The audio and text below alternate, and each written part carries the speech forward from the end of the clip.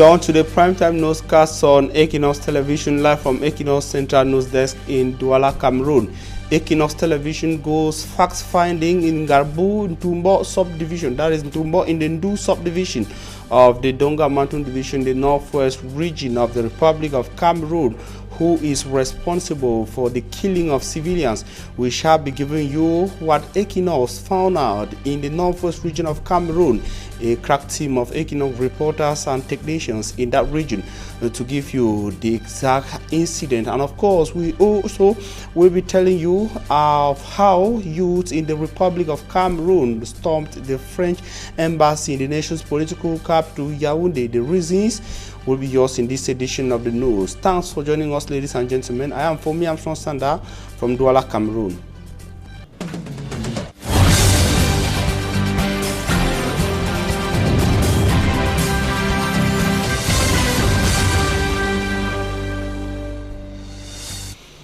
You are on to the primetime newscast on Equinoxe Television. Ladies and gentlemen, thanks for making the right choice. We take you straight away to the northwest regional chieftain Bamenda.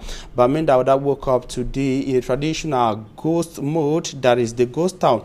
It is one of the activities that has characterized life in the northwest and southwest regions of the Republic of Cameroon since the escalation of violence in the conflict in the two English-speaking regions. Babla Jonathan saw Bamenda in the early hours of today, Monday, gives you the picture of Bamenda. Ghost towns are yet to leave the two English-speaking regions of Cameroon.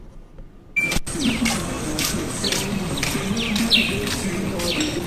Bamenda, chief town of the crisis-hit northwest region of the Republic of Cameroon, the town is very quiet. The night wasn't a quiet one. Some gunshots were heard in some parts of the town, and we are at City Chemist roundabout. You can see the whole place is deserted. Just some few motorbikes are circulating and some few persons moving around on foot. Right behind me is the Commercial Avenue, one of the busiest avenues in the town of Bamenda. But today you can see the streets are empty. The Commercial Avenue is empty. There are no bikes circulating there. The forces of defense and security are stationed at the grandstand or the tribune on the avenue, and no motorbikes are going this way. Some few motorbikes are going this way, and some going touch the food market. But the town is quite deserted. It's a ghost town day. We're going to show you some other parts of the town.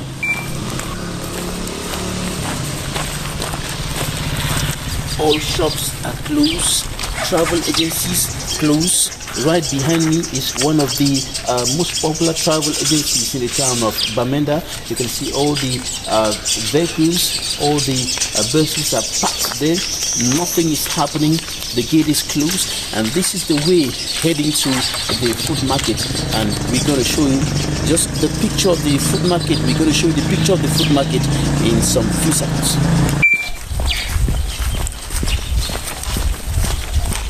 The Bamenda food market. The place is deserted. Just some few persons are there. No business activities going on in this market. This is the place that is usually very busy on ordinary days, but today it's a near dead zone imposed by pro-independence fighters here in the town of Bamenda and the rest of Anglophone Cameroon.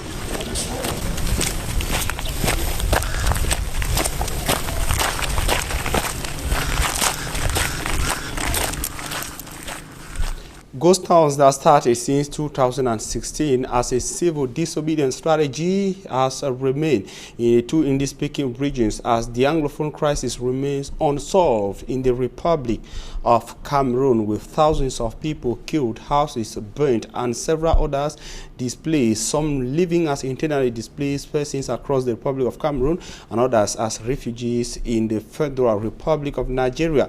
And after moving from the Commercial Avenue to the food market in Bamenda, Babla Jonathan also went to the Bamenda 3 subdivision, precisely Nkwen.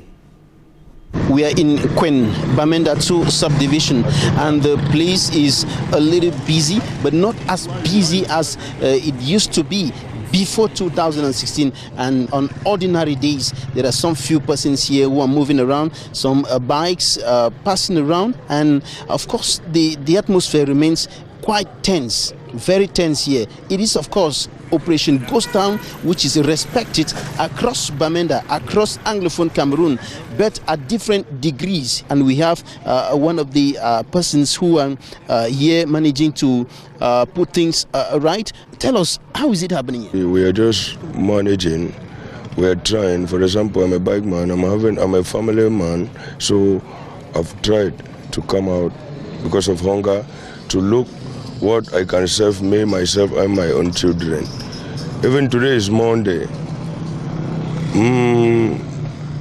What I've gotten since morning, about 2,000 to 3,000 francs since morning.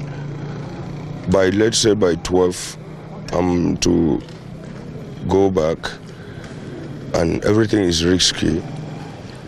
And we are not entering into quarters, because if we enter into quarters, there are those boys there, so we are afraid of them.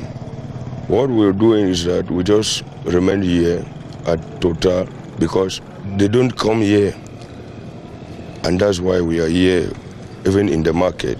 Thank you. He is one of the few courageous persons who could speak to us here. Many of the people are scared of the unknown, and so they will not open up to the media. We have another city dweller here, and he was talking to me about the impact of the Operation Ghost Town, the difficulties they are facing to move around, and of course to do other things. Well, the issue has been that this has been the trend over the years since 2016, and to us, I don't really have much to say, but I'll say that it is really disturbing. It is something that cuts down even development, and apart from that, it even like kills personal initiatives, and it even like makes it very difficult for us to put food on the table. This is not something that we need to like still maybe continue in it. So I just want to like say that this is a time for God to really do something. It is time for us to really pray so that such moments should not still be again. Yes, because it is really devastating our existence.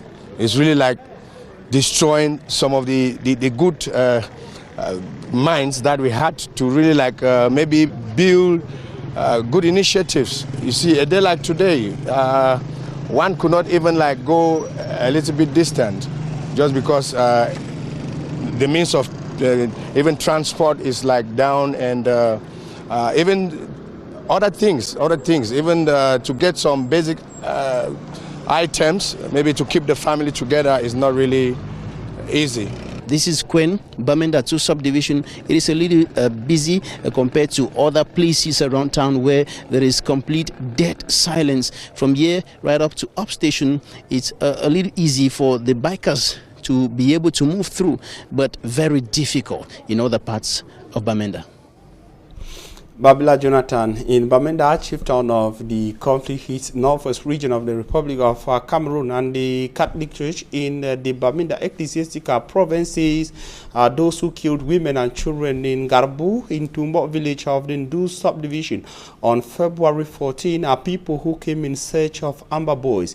They said the testimonies were given by some of the villagers who had their family members pulled out of their houses and subsequently murdered. We shall be coming back to that report and the reaction of some bishops of the Bamenda ecclesiastical province in this edition of the news on Equinoxe Television. Meantime, we take a different report now. Hundreds of youths across the Republic of Cameroon today protested in front of the French embassy in the nation's political capital, Yaoundé. The young Cameroonians are asking French President Emmanuel Macron to channel an apology to the President of the Republic of Cameroon, President Paul Biya, for the humiliation he gave the President over the weekend in Paris. Innocent as it tells us more.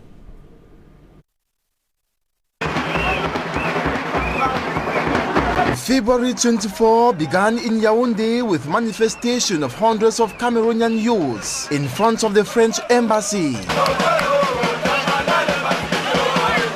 If you are here today is to manifest against what President Macron said, a president of his caliber, he should be very ashamed for what he said.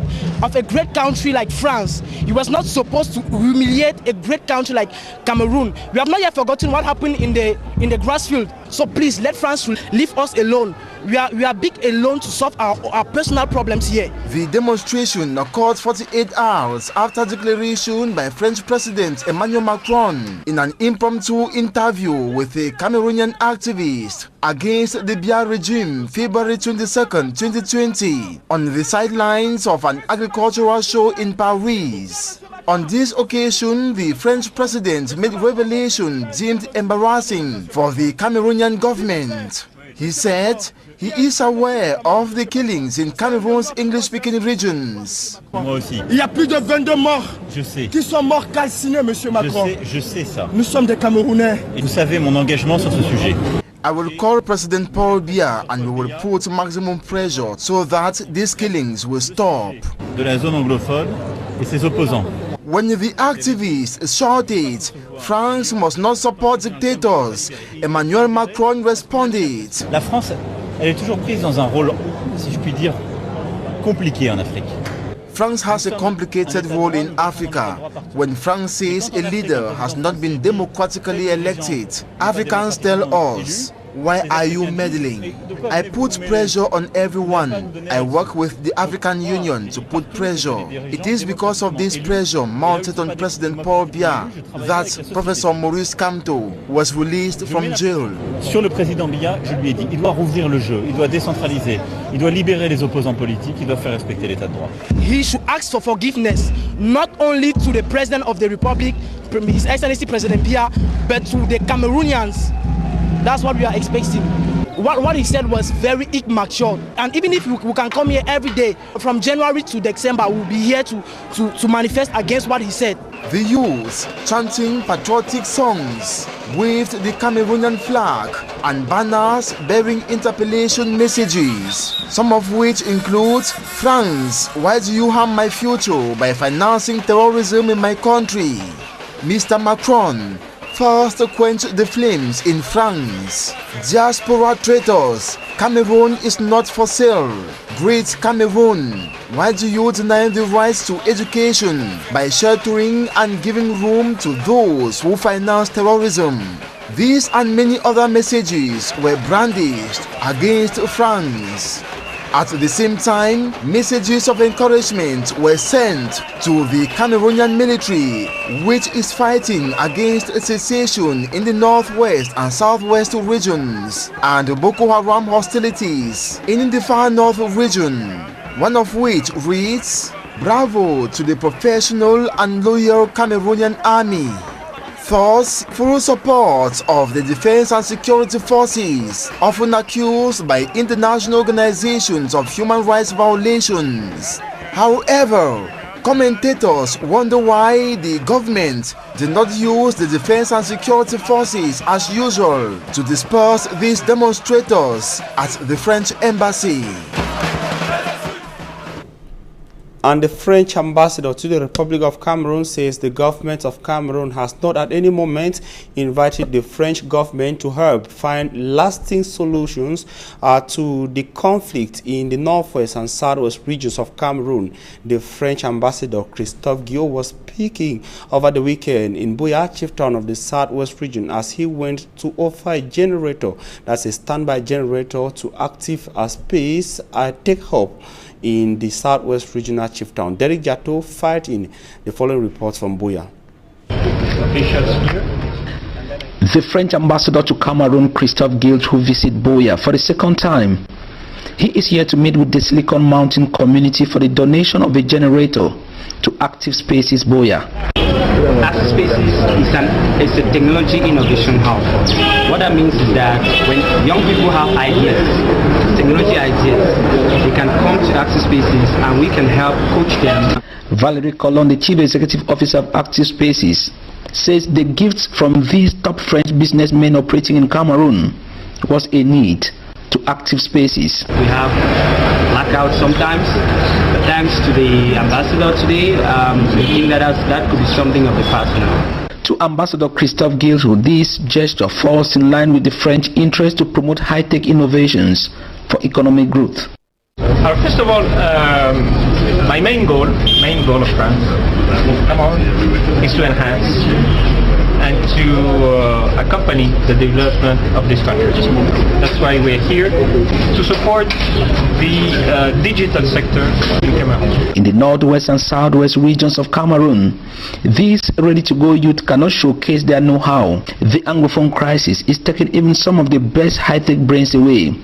And critics have been seeing France, the colonial father of Cameroon, for these past 4 years as playing the role of a spectator rather than involving to rescue a nation she called her own.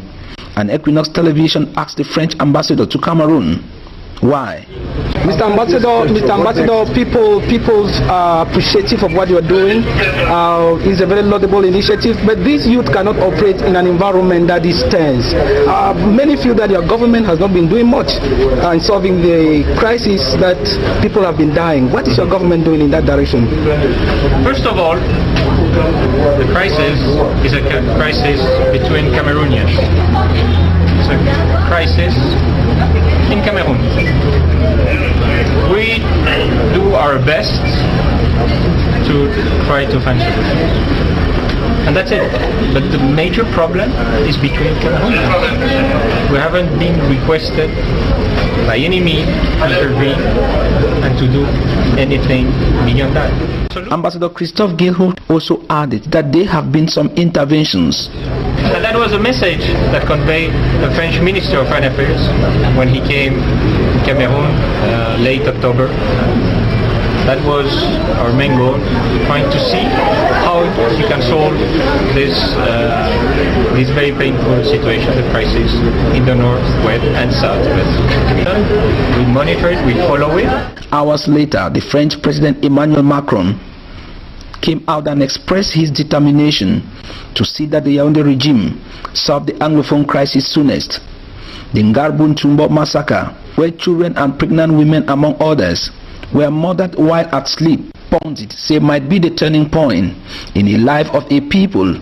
The Cameroon government, through its ministers on many occasions, have been telling the world that Cameroon is a sovereign state, and the major national dialogue was the beginning of a process to end the Anglophone crisis, not the end of the crisis. For dialogue is a process and not an event. And common law lawyers in Cameroon have also not been indifferent from the challenges faced by Cameroon, notably the conflicts in the northwest and southwest regions of Cameroon. In the same light, the FACO Lawyers Association, that is FACLA, will be the host of the second edition of the Bag Games in Cameroon, that is in the year 2021.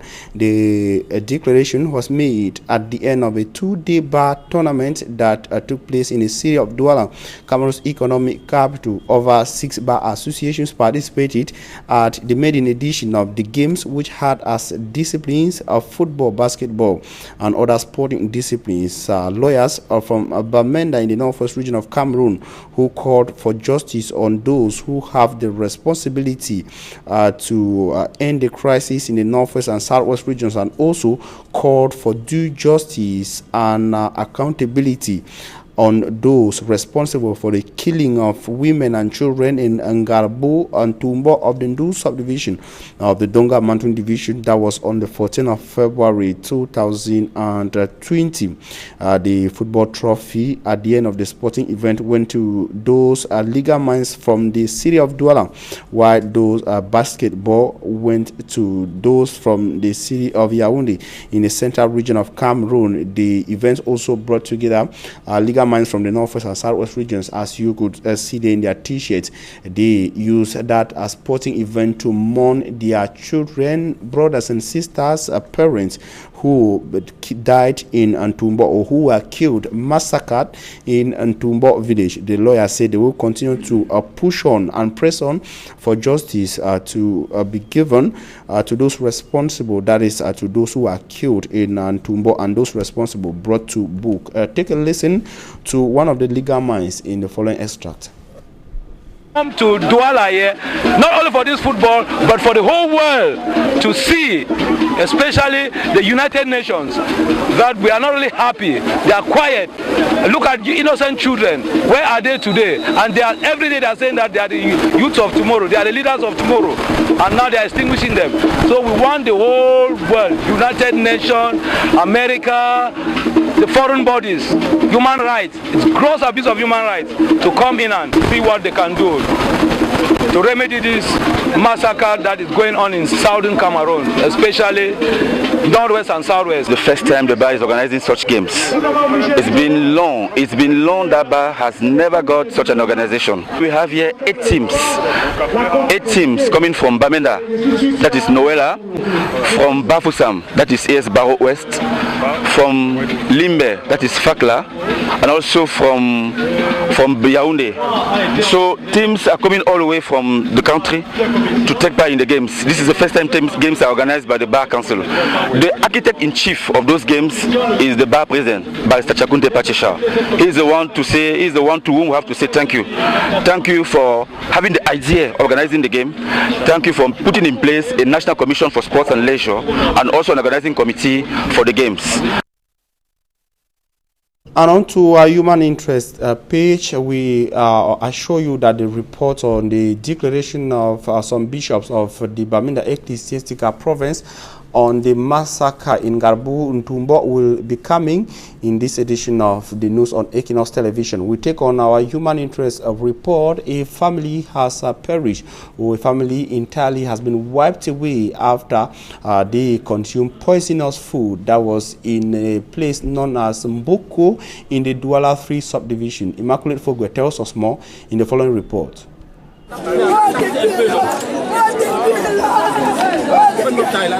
Shock and consternation in the Boko Plage neighborhood in the Douala 3 subdivision. 4 members of the same family, after consuming corn and bean stew, popularly called conchaff, have passed away. The neighbors were alerted by the lone child who did not consume the meal. We came into the house and saw the father on the floor. I noticed that the fan had fallen on him, so I had to carry it away. It was later that his 2 brothers came in and gave us a helping hand by taking them to the hospital.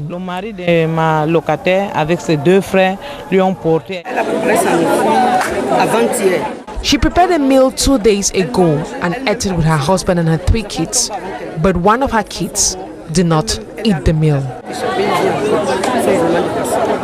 The 3 children and their father are dead, and the mother is still battling between life and death in the hospital. Investigations have been launched to establish the circumstances that led to the unfortunate incident. A sad incident, equally a sad one, also another sad incident in the Douala 5 municipality. 2 bodies of young persons were discovered in an abandoned building, rather an abandoned car in the Douala 5 subdivision. The 2 bodies are presently at the mortuary in one part of the city of Douala after they were discovered in an abandoned car in the Bepanda neighborhood of the Douala 5 subdivision. Sabanji Kangebe tells us what exactly took place in that part of the city of Douala. 6-year-old Elame Richard and 3-year-old Mother Chuse were the 2 kids discovered dead in an old car parked at the hospital premises in Bepanda early Monday morning. The kids, according to the grandma, were with her on Saturday at her business place within the hospital premises. I left the 2 kids on a tree playing while I went out to change money from customers. Where they met the corpses was the same place I started the search, since there was an old car parked there. I looked but saw nothing. In the hospital wards too, I searched but nothing. If they were in the car, they would have swollen. Tous les pavillons, je ne parviens pas à les retrouver. S'ils étaient dans la voiture, ils seront gonflés. Even before they could be discovered, the father to the 6-year-old Elame had been at the same place in search of his son. Je fais la fouille, quand je tourne. I went into the hospital premises and made a 45-minute search, but saw nothing. 2:30 a.m. I was informed that the children were found dead inside a car with its chairs broken, and I asked if anything has been touched. Le garçon qui est couché là, est-ce que c'est la scène du crime? Il me dit oui. Est-ce que vous avez touché à quelque chose? Il me dit non. C'est comme ça qu'on a trouvé. Ok, il n'y a pas de souci. The father of late Elame believed the kids didn't die in the car. Que si les enfants entrent dans la voiture à 11h? If my children got into that car at 11 a.m., all 4 doors locked and no windscreen down, these children can't withstand. Normally, if they died because of heat, they should have decomposed. But when we saw them, the boy was sweating and the girl was wet with fresh urine. This can't be possible for kids who got missing since Saturday. Le garçon transpirait, la fille était mouillée, ses urines étaient fraîches. Donc ça veut dire que l'odeur était encore fraîche là. Donc ça on veut me faire comprendre que mon enfant s'est asphyxié dans la voiture samedi à 11h et que lundi à 2h on le trouve pas décomposé mais plutôt chaud. Vraiment, il faut vraiment que je retourne à l'école. C'est que j'ai pas fréquenté du tout. Alerted as a result of the incident, the divisional officer of Douala 5 subdivision, Fombele Matthias, was at the scene of the incident. Of receiving population, you are not in charge of population. The government is in charge of population. So look at the incident last year. It could be that just some sort of negligence for the man to park his car here. Otherwise, the children would not have found themselves in that abandoned vehicle. And virtually those children were playing. No, they were just playing. I'm sure they were just playing. And look at the situation now. I reported to the governor, the SDU is coming out. But you will give your statements. They have to take you there. The authorities of the hospital where the incident occurred were also involved in search of these kids. We were informed that 2 children have disappeared. 2 children who were in the complex, not for consultation, but they came to visit their grandmother who is selling in the complex. The grandmother discovered that those children have disappeared and we were informed. In our level, we tried to mobilize all our security guards to search. Nothing was found. It's only in the night of Sunday that they discovered that those children were dead in one of the cars who is parking in the complex. Immediately we informed the authorities about the situation, and now they are trying to have an idea on what could have been the cause of their death. That is the situation presently. As the family of these kids continue to mourn their children, security forces have opened investigation to get to the root cause of the demise of these 2 kids. Thanks. That's where we end the first part of this edition of the news. Coming up is Talking Point.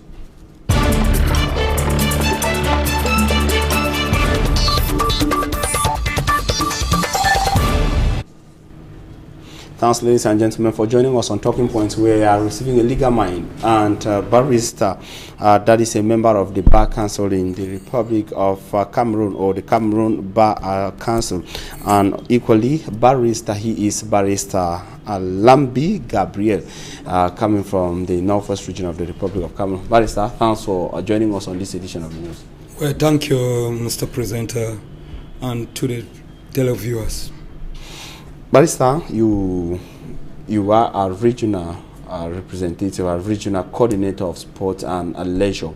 You guys had something sport related to the city of Douala, but those of you coming from the Northwest region of Cameroon, a conflict-hit region, decided to dress like you are dressed now, with pictures of Ngabu victims. What's the message? Yes, Mr. Fomi. Actually, we left Bamenda to appear in Douala here for the sports bonanza organized by the Cameroon Bar before coming here, we had divided minds not to participate, to stage a boycott of this sport, to show our grievances, the grief that is going on in the two Anglophone regions, Northwest and Southwest.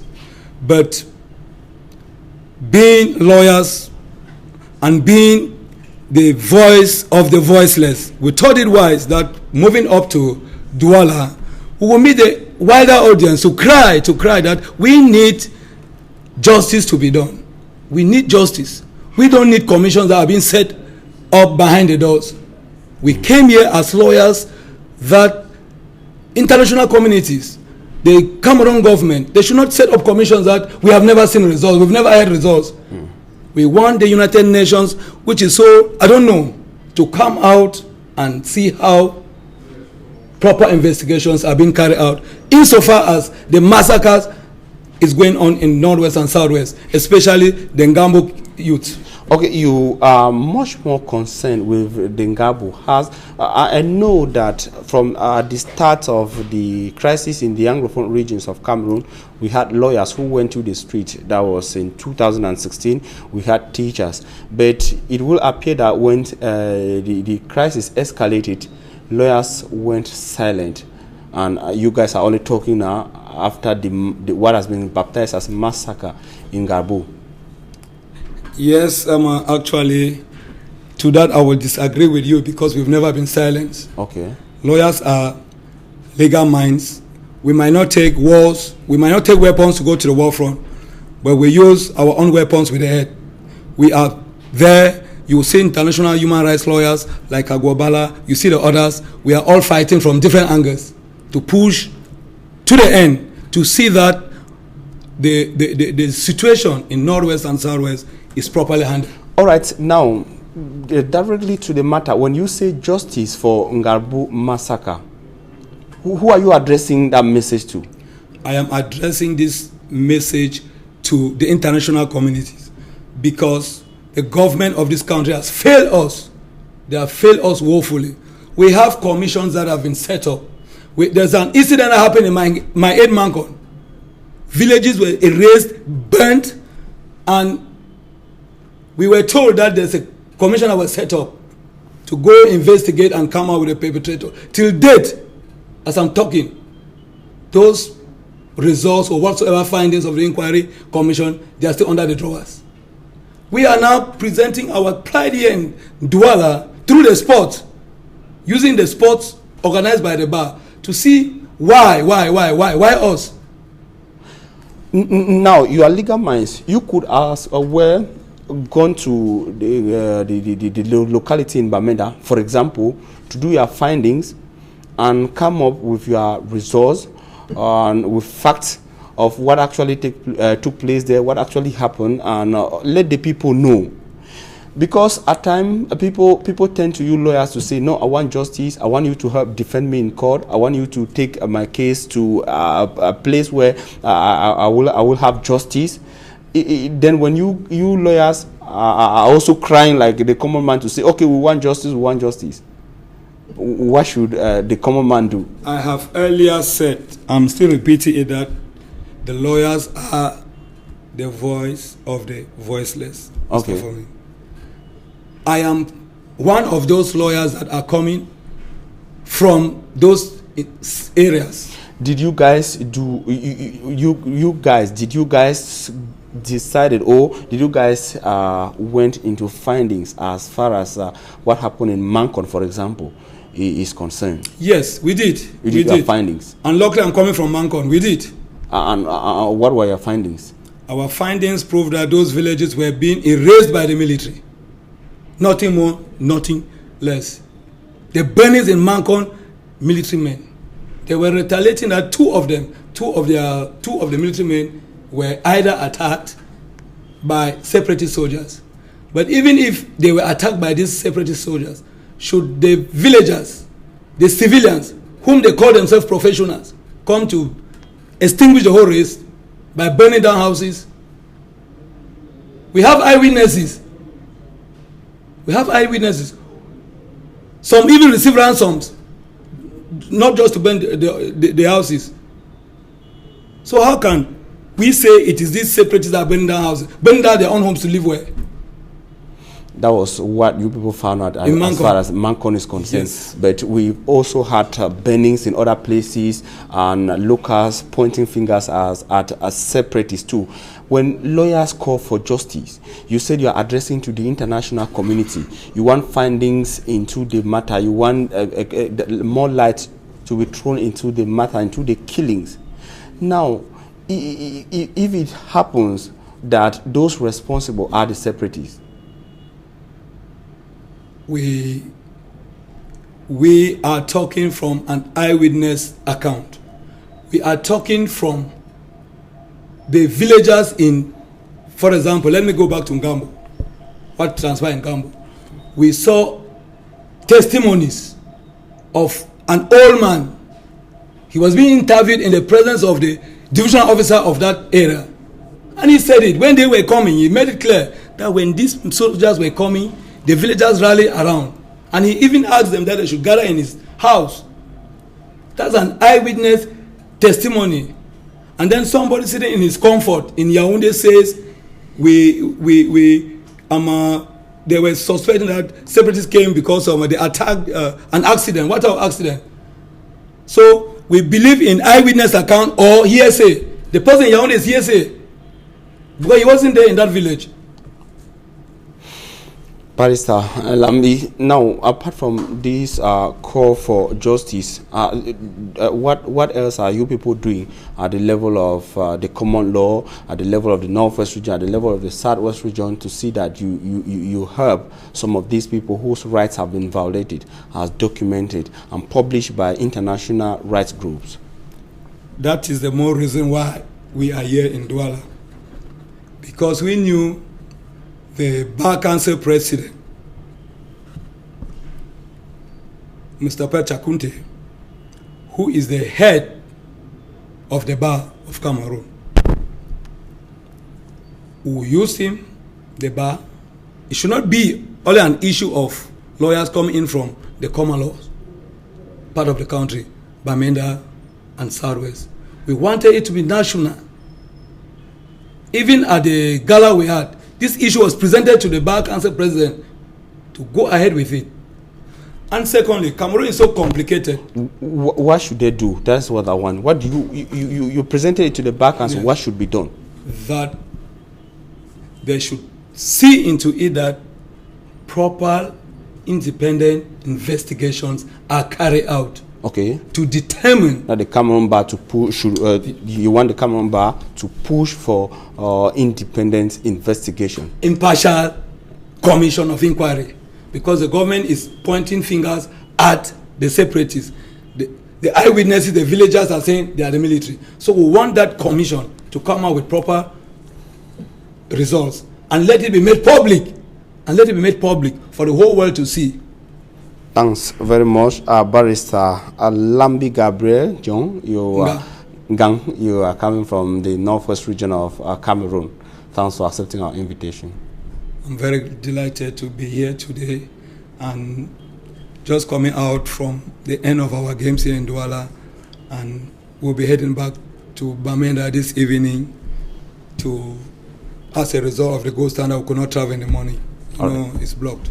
So I'm very grateful, sir. And to you, ladies and gentlemen, thanks so much for staying with us. That's it for today. A rendezvous tomorrow, Tuesday.